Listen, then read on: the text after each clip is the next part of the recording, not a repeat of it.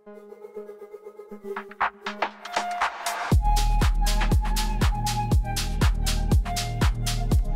Everyone, welcome to our channel info circuit. সবাইকে আমাদের চ্যানেলে স্বাগত জানাচ্ছি। আজকে আমরা বিআরটিএ সার্ভিস পোর্টাল রিলেটেড আরও একটি কন্টেন্ট নিয়ে এসেছি, যেখানে আমরা দেখব কিভাবে স্মার্ট কার্ড বা বাইক বা মোটর ভেহিকেলের রেজিস্ট্রেশনের ইনফরমেশন চেঞ্জ করা যায় বা মালিকানার তথ্য পরিবর্তন করা যায়। সময় দেখা যায় আমাদের বিআরটিএর যে স্মার্ট কার্ড আছে, মানে হচ্ছে আমাদের বাইকের বা গাড়ির যে রেজিস্ট্রেশন স্মার্ট কার্ড আছে, সেইটার মালিকানার তথ্যে কিছু পরিবর্তন আনতে হবে।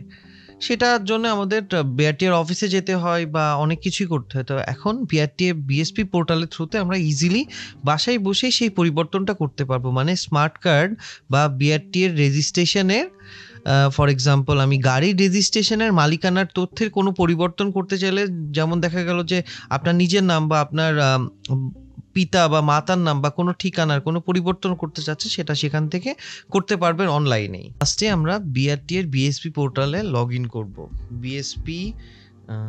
বিএসপি বিআরটিএ লিখে গুগলে সার্চ করব। এখানে ওয়েলকাম টু বিআরটিএ এখানে ঢুকবো। অনলাইনে বিআরটিএর অনেক কিছু করা যায়, সেটা নিয়ে একটা বিজ্ঞপ্তিও দেওয়া আছে, সেটা আপনারা চাইলে পড়ে নিতে পারেন। আমরা এখানে ক্লোজ করে নিবন্ধন না, যাদের রেজিস্ট্রেশন করা আছে তারা প্রবেশ করুন, এখানে ক্লিক করবেন, এবং যাদের রেজিস্ট্রেশন করা নেই তারা নিবন্ধনে ক্লিক করবেন বা রেজিস্ট্রেশনে ক্লিক করবেন। এই যে ইংরেজি দিলে পরে এখানে রেজিস্ট্রেশন অপশন আসছে, আপনি রেজিস্টারে ক্লিক করবেন। এখন রেজিস্ট্রেশনটা কিভাবে করবেন সেটা আমরা আগের ভিডিওতে দেখেছি, ভিডিওর লিঙ্ক আপনি নিচে ডিসক্রিপশনে পেয়ে যাবেন। সো আমরা এখানে ফার্স্টে লগ ইন করে নিব।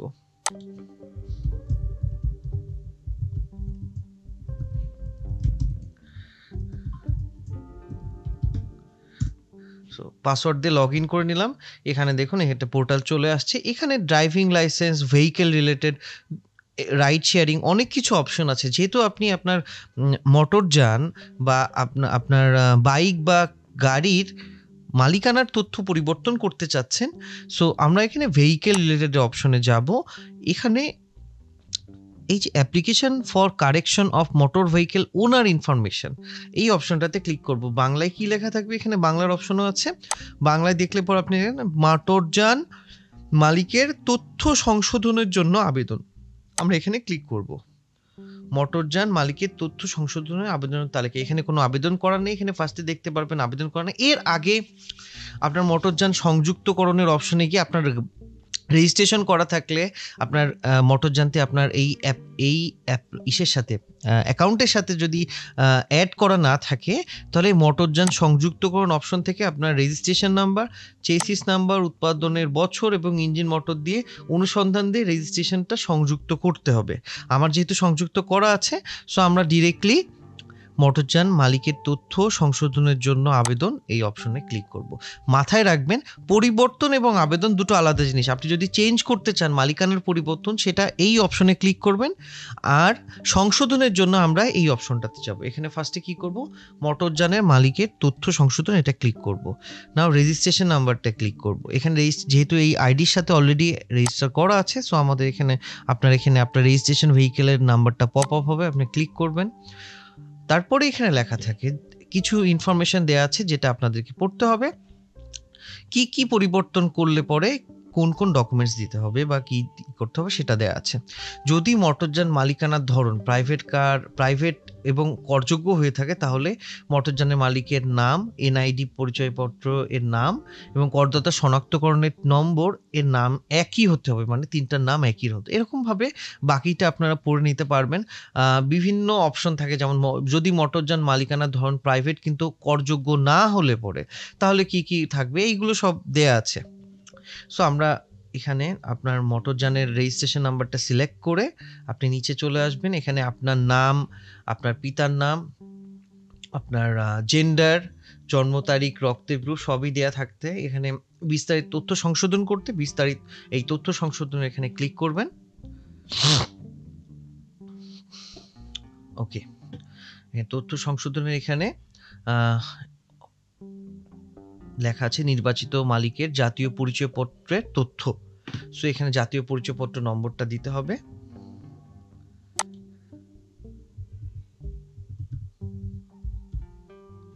তারপরে জন্ম তারিখটা দিতে হবে,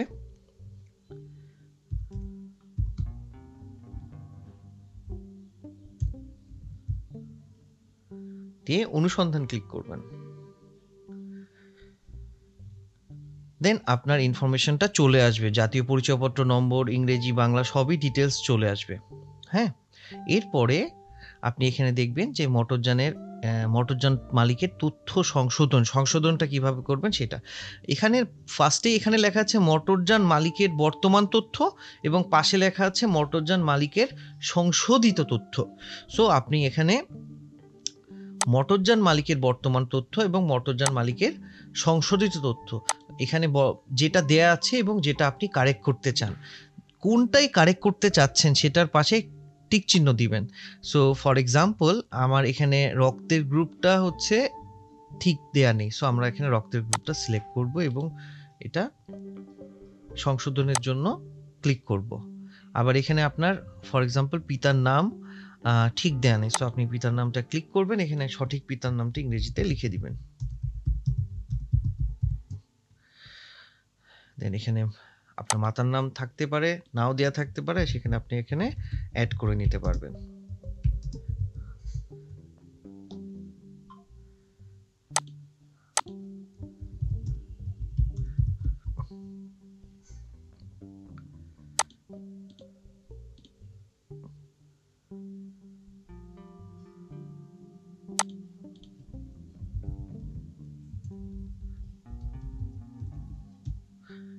ইমেল অ্যাড্রেসটা না দেওয়া থাকলে অ্যাড করে নেবেন।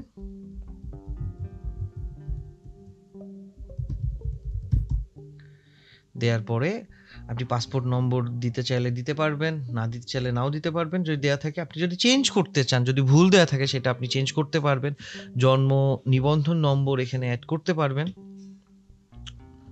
ফর এক্সাম্পল আপনার যদি দেশের বাইরে কোনো কারণে আপনার মোটরযানটি নিয়ে যাওয়ার দরকার পড়ে, সেক্ষেত্রে আপনার পাসপোর্ট নম্বর এখানে থাকাটা খুবই জরুরি। সো আপনি এখানে পাসপোর্ট নম্বরটা দিয়ে রাখতে পারেন। জন্ম নিবন্ধন নম্বর, বর্তমান ঠিকানা, এবং বর্তমান ঠিকানা অবশ্যই অধিক্ষেত্রে আওতাধীন হতে হবে। এখানে দেয়া আছে বর্তমান অধিক্ষেত্র ঢাকা মেট্রো 1, বিস্তারিত ঠিকানা এটা। এখানে আপনার একটা বিষয় প্রযোজ্য, বর্তমান ঠিকানা যদি বর্তমান ঠিকানা অবশ্যই অধিক্ষেত্রের আওতাধীন হতে হবে। মানে বর্তমান ঠিকানা যদি পরিবর্তন করতে চান, তাহলে আপনার এই অধিক্ষেত্র যেটা দেয়া থাকবে আপনার, ফর এক্সাম্পল ঢাকা মেট্রো 1 এর আওতাধীন এরিয়াতেই আপনার ঠিকানাটা হতে হবে। যদি না হয় তাহলে আপনার এই কারেকশনটা অ্যাকসেপ্টেড হবে না। সো আপনার বর্তমান ঠিকানা অবশ্যই যে অধিক্ষেত্রের আন্ডারে, ঢাকা মেট্রো 1 এর আন্ডারে আপনি যদি রেজিস্ট্রেশন করা থাকে, অবশ্যই সেটাই দিতে হবে। স্থায়ী ঠিকানা, যদি কোনো জাতীয় পরিচয়পত্র কোনো যদি পরিবর্তন থাকে তাহলে সেই অনুযায়ী করতে হবে, আর যদি না থাকে, যদি ঠিকঠাক থাকে তাহলে এটা পরিবর্তন করার কোনো প্রয়োজন নেই। এখানে সব কিছু ঠিকঠাকভাবে আপনার নাম, ডিটেলস সব কিছু যদি ঠিকঠাকভাবে দেয়া হয়ে থাকে, তাহলে আপনি এখানে সংরক্ষণ করুন অপশনটা ক্লিক করবেন। ক্লিক করার পরে কি দেখাচ্ছে? সেভ দেওয়ার পরে কি দেখাচ্ছে? সেভ দেওয়ার পরে দেখাচ্ছে ভেহিকেল ওনার মডিফিকেশন অ্যাপ্লিকেশন সেভ সাকসেসফুলি, মানে আপনার অ্যাপ্লিকেশনটা সেভ করা হয়েছে। সো আমরা নিচে আসবো আবার। এখানে নিচে আসার পরে এখানে কি কি চাচ্ছে? এখানে সংযুক্ত ফাইল করতে বলছে, ওনার্স এনআইডি এবং ইউটিলিটি বিল, এই দুইটাই আপনার অ্যাপ্লিকেবল করতে বলছে। সো আপনাকে এই দুইটা জমা দিতে হবে, সংযুক্ত করতে হবে। কিভাবে সংযুক্ত করবেন? এখানে আপনি ক্লিক করে আপনার এনআইডি এবং ইউটিলিটি বিল কপিটা সংযুক্ত করতে হবে। ওনার্স এনআইডি এবং ইউটিলিটি বিল দুইটাই অ্যাড করতে হবে। এখানে একটা বিষয় মাথায় রাখতে হবে, এই এনআইডি এবং ইউটিলিটি বিল যেটাই আপনি জমা দেন সেটা অবশ্যই জেপিজি ছবি আকারে থাকতে হবে। সো আপনি এখানে ওনার্স এনআইডিটা দুইটা পেজ অ্যাড করে নেবেন এবং এখানে আপনার এনআইডিগুলো জমা দিবেন, এবং ইউটিলিটি বিল থাকলেও সেটা এখানে অ্যাড করে পৃষ্ঠা যোগ করুন, এই ক্লিক করে অ্যাড করে নেবেন।